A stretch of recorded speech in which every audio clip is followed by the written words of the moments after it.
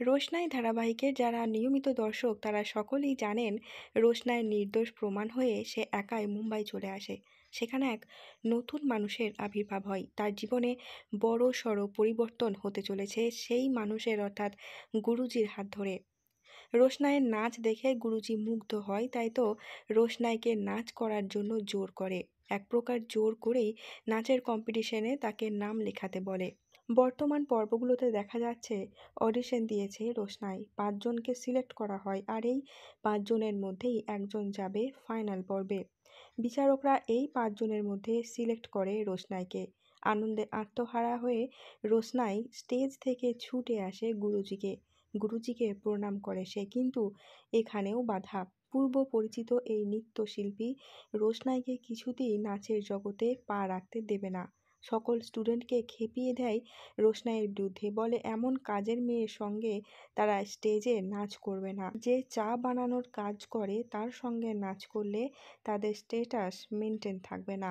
সমস্ত স্টুডেন্টরা একত্রিত হয়ে এই কথা ওপর মহলে জানালে সকলের সামনে অপমানিত হতে হয় রোশনাইকে। প্রোডাকশন হাউসের সমস্ত স্টাফ রোশনাইকে বলে, তুমি তো একটা চাকরি চেয়েছিলে, এখানে তুমি নাচ করতে চাও সে কথা তো বলনি। হয় তোমাকে চাকরি ছাড়তে হবে, আর নয়তো নাচ ছাড়তে হবে। রোশনাই হাত জোর করে সবার কাছে কান্নাকাটি করে তার চাকরির জন্য। রোশনাই বলে, এই চাকরিটা আমার খুব দরকার, দয়া করে আমাকে এই চাকরি থেকে বের করবেন না। আমার খুব বড় ভুল হয়ে গেছে, আমি কখনোই আর নাচতে চাইবো না। এমনটা কথা দেয় রোশনাইকে। তবে গুরুজিও ছাড়ার পাত্র নয়। রোশনাইকে সে কিছুতেই নাচ ছাড়তে দেবে না, বলে তোমার কাজ নিয়ে নিলে আমিও কাজ ছেড়ে দেবো এখানে এই মুহূর্তে। তোমরা নতুন কোনো একটা গুরুজি খুঁজে নাও। রোশনাই খুব ভালো ডান্সার, এখানে সমাজের উঁচু নিচু বলে কিছু হয় না, ওর মধ্যে ট্যালেন্ট আছে। ওর যদি চাকরি চলেই যায় যাক, ওকে কাজ করতে হবে না, আমি ওকে কাজ দেব আমার পার্সোনাল অ্যাসিস্ট্যান্ট হিসাবে।